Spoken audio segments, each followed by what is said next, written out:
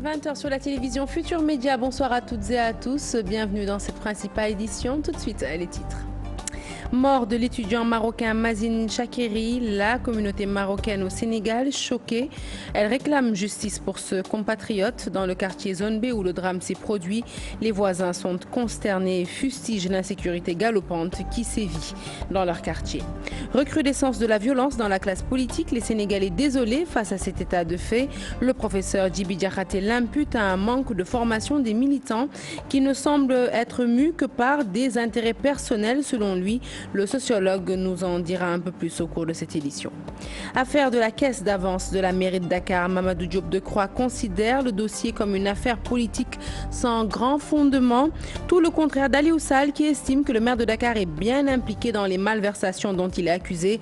Le maire de Guédiawaye a fait cette déclaration lors d'un meeting de la COJER, meeting au cours duquel il a été investi tête de liste départementale pour les prochaines législatives. Effectivité de la baisse de l'électricité, les grands consommateurs verront leur facture réduite de 4%. Au même moment, les clients considérés comme petits consommateurs se verront appliquer une baisse de 15%. À Saint-Louis, la mesure fait réagir les habitants qui nous feront part de leurs sentiments avant la fin de cette édition. Puis l'invité du 20 h, il s'agit de Maître Doudndoy. Avocat à la cour, il sera interrogé par Mamadou Ibrakan. Une interview à suivre comme d'habitude tout de suite après cette édition. Voilà pour les titres, le développement à présent.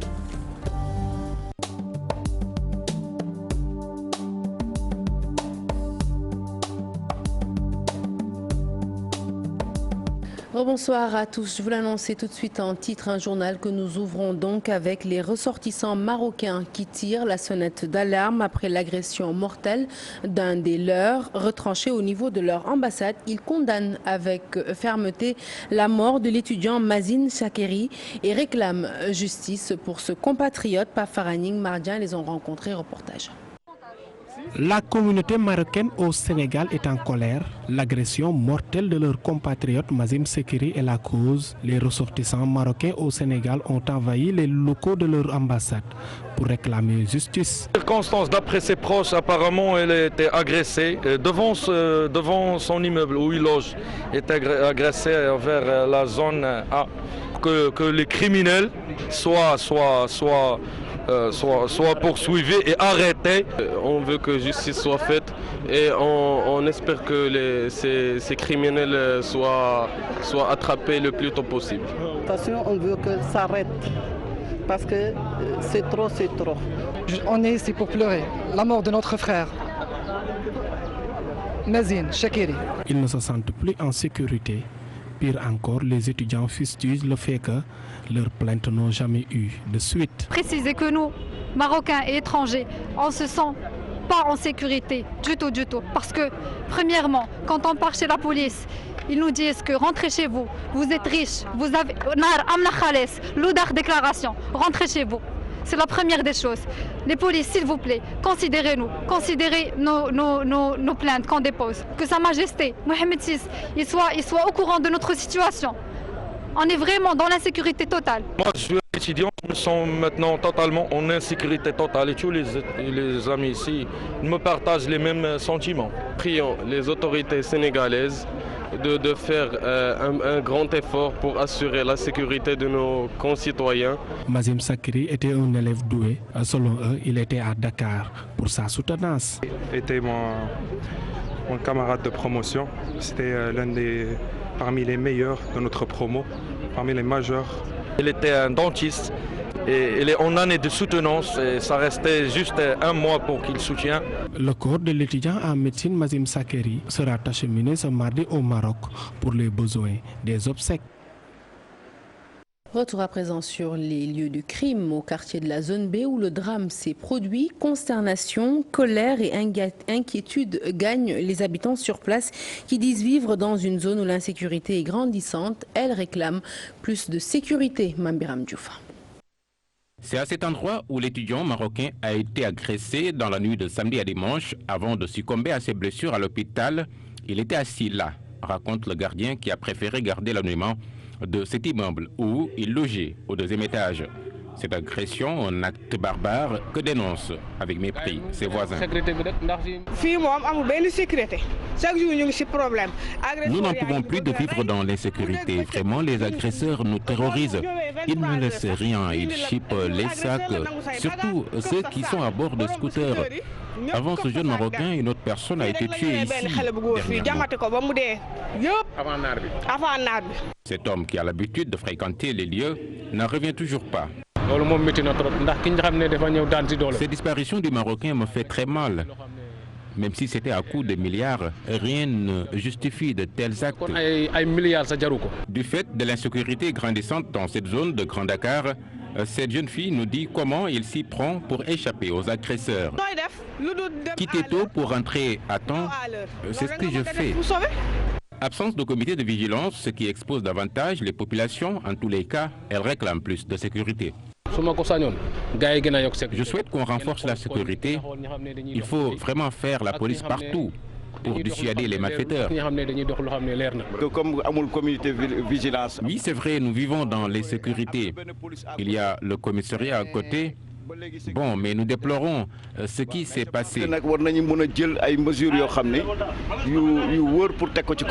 Le jeune Marocain tué qui s'était inscrit à la faculté de médecine à l'UCAT vivait ici depuis 2013 d'après le vigile de l'immeuble, marqué par sa sociabilité. La violence dans les quartiers, la violence également au sein de la classe politique à l'approche des législatives. Selon les citoyens rencontrés par nos reporters, eh bien, le niveau de la démocratie au Sénégal devrait permettre de tenir des meetings ou tournées politiques sans perturbation. Al-Hassan Ba. Encore des affrontements entre politiciens, des blessés évacués, une tradition à bannir de la vie de ces Sénégalais rencontrés. C'est des situations qui sont déplorables dans la situation politique actuelle du Sénégal, parce que le niveau d'avancement de notre démocratie exige de tous les leaders politiques et de leurs partisans un comportement assez responsable qui, à la place de la violence, placerait le débat au centre de leurs préoccupations. Malheureusement, ce n'est pas le cas. Je vous dis que c'est la politique, mais il faut modérer un peu quand même. Hassan Gueye est d'avis que les petits militants sont à l'origine des troubles pareils. Actuellement, les Sénégalais sont trop mieux en politique. Donc, je vous dis par là, les vrais politiciens, après les meetings, ils se rencontrent entre eux et pour échanger des idées. Ce sont les petits militants qui font la bagarre. Les meetings doivent être encadrés et tenus en toute tranquillité, les tournées également, vu le niveau de la démocratie au Sénégal. C'est une action qui devait être dépassée. Parce qu'on devait laisser librement les leaders tenir leurs meetings et leurs réunions. Oui. Mais sans que les adversaires ne viennent pour perturber. Mais je pense que ce sont les forces policières qui doivent canaliser tout ça. Il faudrait qu'on revoie tout cela. Essayer de faire à l'avant le pays. Après les affrontements entre frères apéristes, c'est au tour des partisans de Khalifa Sall et des apéristes de Tambacounda de se donner un spectacle dans le fief du ministre de la Justice, Maître Sidiki Kaba. Ces Sénégalais rencontrés crient au calme pour éviter des dégâts avant les législatives. Et nous restons avec ce sujet, la recrudescence de la violence au sein de l'espace politique. Selon le professeur Djiby Diakhaté, eh bien, les investitures en vue en sont la principale cause. Selon le sociologue, dans les instances des partis politiques, il manque la formation des militants qui ne sont mus que par des postes et des avantages personnels. Il était l'invité de 13h de la rédaction. Je vous propose de l'écouter au micro de Hadiata Laïmardien. Il y a aujourd'hui la nécessité de travailler au niveau des partis à faire en sorte que les uns et les autres s'approprient l'idéologie du parti, qui est l'identité du parti en tant que tel. Mais cela suppose aussi qu'il y ait des écoles du parti qui fonctionnent convenablement, qu'il y ait une structure des anciens qui fonctionne convenablement, qu'il y ait une structure des intellectuels et des cadres qui fonctionnent convenablement. Lorsque la politique est ramenée à sa véritable signification, qui est la construction de la cité, elle ne peut être que le lit de la paix, de la concorde, de la cohésion, et non pas l'expression de la violence. Malheureusement, c'est une violence à la fois verticale et horizontale. Elle est verticale parce que c'est une violence que l'on retrouve à l'intérieur d'un même parti politique pour des querelles de positionnement. Lorsqu'il s'agit précisément de distribuer des postes ou de positionner les uns et les autres par rapport à une liste, que ce soit pour des élections municipales ou des élections législatives, on se rend compte toujours qu'il y a des querelles qui dépassent le cadre de l'idéologie militante à l'intérieur du parti, et ces querelles-là prennent malheureusement les contours d'une violence ouverte, des fois inouïe. C'est une violence plus ou moins horizontale lorsqu'on voit les relations entre différents partis politiques. Alors les relations entre partis politiques, au lieu d'être des débats autour de programmes, au lieu d'être des débats autour de visions qui peuvent permettre au pays, au continent, au monde de faire des bonds en avant, on se rend compte évidemment aussi que c'est des querelles ouvertes articulées autour d'usage de la violence verbale, de la violence symbolique et de la violence physique. Autre sujet qui occupe les devants de l'actualité, la caisse d'avance de la mairie de Dakar. Selon Mamadou Diop Decroix, c'est une affaire politique sans grand fondement. Il se prononçait ainsi sur l'actualité, sur les questions d'actualité. Mamadou Diop Decroix a déploré le manque de politique sécuritaire, selon lui la cause de cas d'agression et autres actes de violence. Nous l'écoutons au micro de Mambiram Diouf. La présidente de cette institution qui les avait épinglés a été virée, pendant que ceux qui ont été épinglés restent toujours en place et ne sont pas inquiétés. Alors donc, quand on évoque des soucis de protéger le bien public à travers les difficultés de Khalifa Sall, il est clair que ça ne trompe personne.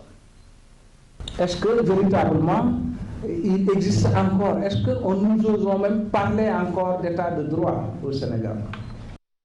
Week-end politique bouillant dans le département de Rufisque. Les formations politiques rivalisent d'ardeur dans la mobilisation à travers différentes rencontres. Ils se préparent ainsi pour les prochaines élections législatives. Tour d'horizon de ces différentes manifestations, c'est avec Ousseinou Thiam et Biradiania. À quelques mois des élections législatives, c'est presque la pré-campagne dans les différents états-majors politiques dans le département de Rufisque. Les libéraux donnent le ton en procédant à l'installation et à l'élargissement de leur structure. Nous allons élire un président de section et non pas un coordonnateur. Nous ne sommes pas restés dans une chambre pour dire que tel ou tel occupe tel poste. Donc ça va se passer de façon publique et tous les responsables ont été conviés. Donc aujourd'hui, honnêtement, moi je peux dire en tant que responsable que ce qui se passe aujourd'hui, voilà ce que le parti souhaite et voilà ce qui s'est passé également dans tous les départements de Rufisque. C'est ce qui s'est passé dans toutes les sections de Rufisque. En assemblée générale, les socialistes de Yen n'attendent pas moins de ce qu'ils avaient lors des dernières élections législatives. Les investitures passées sur les deux députés, c'était entre l'APR et le Parti socialiste. Et ce que les socialistes de Yen ont réaffirmé, c'est que si nous ne pouvons pas avoir plus, nous ne pourrons pas accepter moins que cela. C'est-à-dire quand il y aura deux députés, au moins que l'autre député revienne au Parti socialiste. Ça c'est vraiment ce que les socialistes de Yen ont réaffirmé parce que nous sommes une force incontournable au niveau du département de Rufisque. À Djahaï, les proches du parti présidentiel versent dans des menaces de vote sanction. Macky Sall a laissé en rade la commune de Djahaï et que cela c'est pas normal. Aujourd'hui, si Macky Sall veut gagner Djahaï, il n'a qu'à renouveler sa collaboration avec Boubacar Traoré. Sinon, nous allons voter non aux prochaines joutes électorales. Un week-end politique bouillant dans le département de Rufisque pour préparer les élections qui se profilent à l'horizon. Restons toujours en politique. Retour sur l'affaire de la caisse d'avance de la mairie de Dakar. Contrairement à Mamadou Diop Decroix que vous avez entendu tantôt, Aliou Sall, lui, enfonce le maire de Dakar. Selon le président de l'association des maires du Sénégal, Khalifa Sall n'est pas exempt de reproches. Aliou Sall a également décoché des flèches à l'endroit du leader du grand parti, Malick Gakou, qui l'accuse de faire dans le transfert d'électeurs. Nous l'écoutons au micro de nos correspondants dans la banlieue, Salif Sow, Asmalik Diop. Et là, il s'est lancé à la recherche d'une coalition avec Khalifa Sall. Mon grand frère Khalifa a vu lui son plan déjoué.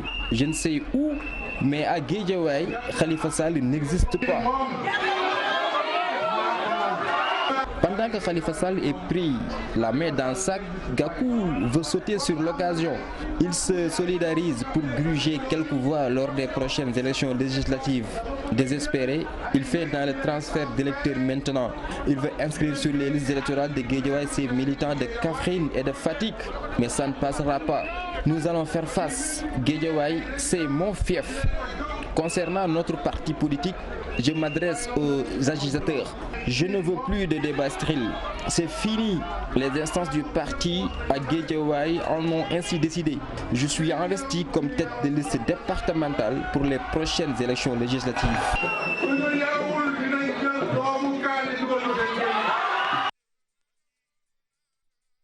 Affaire Khalifa Sall, qu'en pense notre collègue Abdoulaye Baldé, maire de Ziguinchor, a ajouté que le concernant, il s'agissait d'une pure manipulation, parlant notamment de la caisse d'avance de la mairie de Dakar.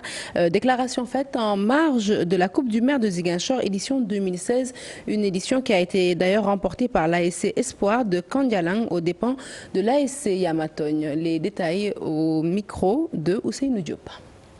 Je voudrais d'abord manifester toute ma solidarité à Khalifa Ababacar Sall, que j'ai essayé d'appeler au téléphone pour lui manifester ma solidarité, mon amitié. En dehors de ça, pour ce qui me concerne, c'est de la manipulation.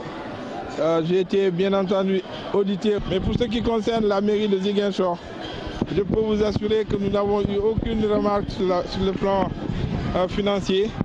Aucune remarque qui concerne une quelconque malversation. Par conséquent, je n'ai pas de problème à se faire, de soucis à se faire à ce niveau-là. Nous avons eu 122 recommandations dans le rapport. 2 concernent la commune de Ziguinchor et les autres concernent les ministères, la préfecture, la gouvernance et un certain nombre de services de l'État. Donc il n'y a pas de problème de ce point de vue-là. Je pense que c'est de la désinformation. Parlons d'une autre tournée, celle de Ousmane Tanordien. Le secrétaire général du Parti socialiste était en tournée dans la commune de Thiès pour sensibiliser les militants en vue des prochaines échéances électorales. Il en a profité pour condamner ceux qui sont dans le parti et qui mettent, selon lui, en place des structures parallèles pour ensuite vendre des cartes. Selon Ousmane Tanordien, le Conseil de discipline est en train de statuer sur ces affaires pour proposer des sanctions. Voilà, Ousmane Tanordien, que nous n'excluons pas de vous proposer au cours de nos prochaines éditions. Installer un lecteur à puce dans chaque bureau de vote aux prochaines législatives, c'est ce que propose Sada Ndiaye pour une transparence de l'élection législative. Le seul fait de présenter sa carte d'identité biométrique, selon lui, ne suffit pas puisque pouvant être source de confusion sur l'identité de l'électeur. Sada Ndiaye prenait ainsi part cet après-midi à la conférence de presse de Manko Watu Sénégal. Je vous propose de l'écouter au micro de Mambiram Diouf. Le code dit que la filiation est dans la carte à puce. Le code dit que la carte d'identité CEDEAO est la seule pièce à présenter au président du bureau de vote. Et le code dit que la filiation est obligatoirement portée dans la liste électorale. Pour nous départager, il faut lutter la puce. Parce qu'il a parlé du cas de Mamadou Diop. Mais dans chaque groupe, vous aurez 10 pour Mamadou Diop. Moi, je viens de Sada Ndiaye, bureau numéro 2. Si vous avez 2 Sada Ndiaye, qui va nous départager? Je propose simplement que dans le contenu de la modernisation, de la modernité, de l'évolution des techniques et des technologies, nous pensons humblement qu'il faut lutter la puce obligatoirement. C'est obligatoire. Comme ça, moi, si ça prend sa carte, on sait que ça est fils de et de. Gestion de marché Boubès, le Front patriotique et Manko Watu Sénégal compte porter le combat pour que le droit soit respecté. L'annonce est de Mamadou Diop Decroix qui est venu prêter main forte au maire Cherdien. Le conseil municipal s'est en effet réuni pour donner mandat au maire de saisir la Cour suprême et le chef de l'État, s'il le faut, pour la restitution de ce marché qui appartient à la commune de Djidda Thiaroye-Kao. Je vous propose d'écouter respectivement Cherdien et Mamadou Diop Decroix au micro de Salisso et Asmalik Diop. Le conseil municipal s'engage également à soutenir toutes les formes de lutte démocratique qui sont permises par les lois et règlements de ce pays, notamment à travers des marches, à travers des sittings, à travers toutes les formes de manifestation pour que ce combat qui était un combat judiciaire, que notre commune a gagné contre l'État, que notre commune a gagné contre Aliou Sall, Donc pour que la décision issue de ce combat judiciaire puisse être appliquée, parce que ce combat n'est plus un combat judiciaire, il est devenu un combat politique entre toute une communauté et le petit frère du président de la République qui s'arroge le droit d'être au-dessus de toutes les lois de ce pays. Le conseil municipal appelle l'ensemble des organisations de la société civile, les organisations politiques soucieuses du droit, soucieuses de la bonne gouvernance, soucieuses de l'approfondissement de l'état de droit dans notre pays pour que ces organisations accompagnent la collectivité locale de Djiddah Thiaroye Kao pour que le droit qui a été dit par la justice, que ce droit soit appliqué effectivement sur le terrain. C'est une affaire de tous ceux qui tiennent à ce que le Sénégal soit et reste un état de droit. En tout cas, le Front patriotique vous apporte son soutien. J'en parlerai au niveau de Manko Wattu Sénégal, mais en tout état de cause, nous nous tiendrons debout à vos côtés. Espérons que les autorités administratives respecteront en définitive la justice. Dans le cas contraire, c'est un combat politique et nous l'assumerons. Et je veux l'annoncer en titre. Parlons consommation à présent. La baisse de l'électricité est effective depuis le début de l'année, selon la commission en charge de réguler le secteur, laquelle commission a fait face à la presse ce lundi, occasion de dévoiler au grand public les modalités d'allègement de factures. Eh bien, sachez que pour les clients considérés comme abonnés à la basse consommation, une baisse de 15% leur sera appliquée. Pour les consommateurs moyens, une diminution de 11% est prévue. En revanche, pour les grands consommateurs, seule une diminution de 4% leur sera accordée. Enfin, pour ce qui est du monde rural, le comité mis en place promet de se réunir bientôt pour harmoniser les prix. Les détails de cette conférence de presse, c'est avec Pape Faraning. Après analyse et comparaison des deux grilles tarifaires, la baisse de l'électricité est effective depuis le début de l'année, certifie la commission de régulation du secteur de l'électricité. Mais cette baisse dépend de la consommation. Les clients à basse consommation sont les privilégiés. Au terme de l'analyse, il est apparu que la nouvelle grille opère une baisse moyenne des tarifs de 10%, en mettant l'accent sur ceux des clients à faible revenu. Au niveau des clients basse tension, petite et moyenne puissance, qui sont facturés par tranche de consommation, la baisse est appliquée ainsi qu'il suit.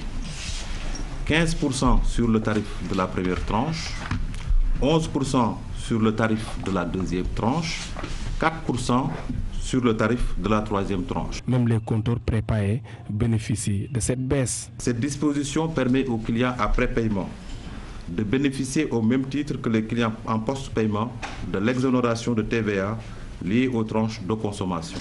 Concernant le monde rural, des mesures sont prises aussi pour harmoniser les prix. Ces mesures qui seront mises en œuvre prochainement concernent la réduction de 50% de l'apport initial demandé aux clients pour les frais de raccordement, la baisse de 25% des factures des clients au forfait, l'application du tarif prépaiement de Senelec aux clients S4 disposant d'un compteur.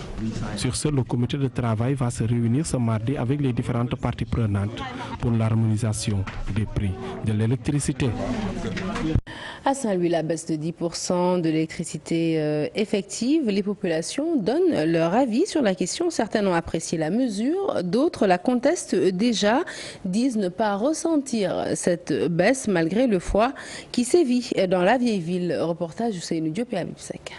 La baisse de 10% sur les nouvelles factures d'électricité est effective. À Saint-Louis, une partie des consommateurs ont apprécié cette décision du gouvernement devant la direction générale nord de la Senelec de Saint-Louis. Certains ont apprécié la mesure. Franchement, on a senti la baisse. Il y a une grande différence. J'ai payé aujourd'hui 69 200 francs contre 146 000 francs. Je sais qu'il y a une baisse. À la maison, lorsque j'ai vu la somme à payer, j'ai senti qu'il y a une baisse de plus de 3 000 francs CFA. En tout cas, à mon niveau, il y a une baisse. Pour d'autres, par contre, la baisse de l'électricité n'a pas été ressentie dans les nouvelles factures. Je dis que la baisse n'a pas été effective. Ce que je dis, je le confirme, ma facture est là et que réellement, la baisse n'est pas du tout effective. Il faut que les gens travaillent par rapport à l'effectivité de la chose. Sincèrement, j'ai pas senti la baisse. C'est pourquoi je vais choisir l'abonnement Woyofal pour voir. Notre objectif est la diminution de l'électricité, mais tel n'est pas le cas. Au Sénégal, tout est cher. Dans la ville de Saint-Louis, le froid s'est installé depuis plusieurs mois. Pour une partie des Saint-Louisiens, la baisse est due à cette période. Nous demandons au gouvernement de respecter sa parole et de continuer la diminution. Nous ne voulons pas que la baisse s'arrête à la fin de ce mois. Sur les factures d'électricité de ce mois, la direction de la Sénélec a mentionné cette baisse sur les factures pour sensibiliser les consommateurs. À Saint-Louis, les avis sont différents sur la baisse de 10%, même si la majeure partie des Saint-Louisiens rencontrés saluent la mesure. Ousseynou Diop, merci. De Saint-Louis, nous remontons à Thiès pour parler de la lutte contre l'extrémisme, le dialogue islamo-chrétien, une condition nécessaire pour la paix dans le monde. L'Association nationale des femmes catholiques du Sénégal en pèlerinage à Popenguine ce week-end exhorte musulmans comme chrétiens à s'efforcer à la compréhension mutuelle. Reportage Cheikh Anta Diop, Seylatir. Elles sont venues des différents diocèses du Sénégal. Ces femmes catholiques ont effectué le pèlerinage à Popenguine. Le sanctuaire marial a fait le plein. Les femmes catholiques, les prêtres religieux et religieuses ont religieusement écouté l'homélie, dont la profondeur a été partagée par toutes et tous ceux qui ont assisté à la messe, dont la plupart des femmes. Nous demandons à nos différents chefs religieux d'encourager et de promouvoir le dialogue à tous les niveaux. Nous sommes convaincus que le dialogue n'est pas facultatif, mais qu'il est un devoir pour tout croyant. Chrétiens et musulmans, nous avons tous le même Créateur, Dieu, le même Père dans la foi, Abraham. Nous sommes donc tous frères. C'est pour cela que nous jeunes refusons et condamnons toute forme de manque de respect à l'endroit de la foi de l'autre, toute forme de fanatisme religieux et de terrorisme.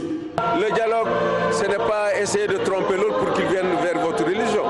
Le dialogue, c'est quoi? C'est-à-dire savoir que nous sommes tous des citoyens d'une même nation.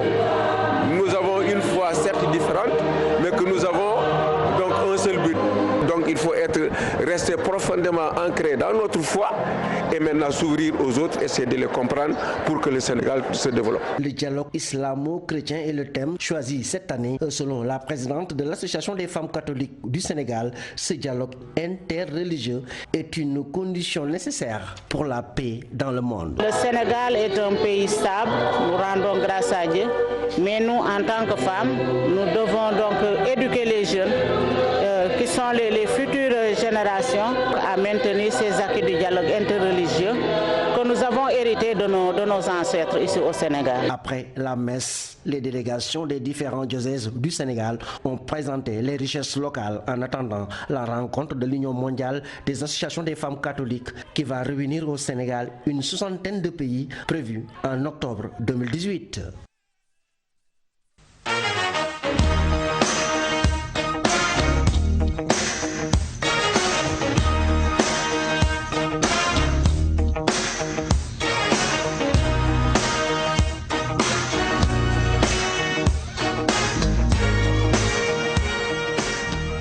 Bienvenue dans la page sportive. Entrée en matière mi-figue, mi-raisin. Des Lionceaux U20 à la CAN. Les protégés de Joseph Koto ont fait match nul, un but partout face au Soudan.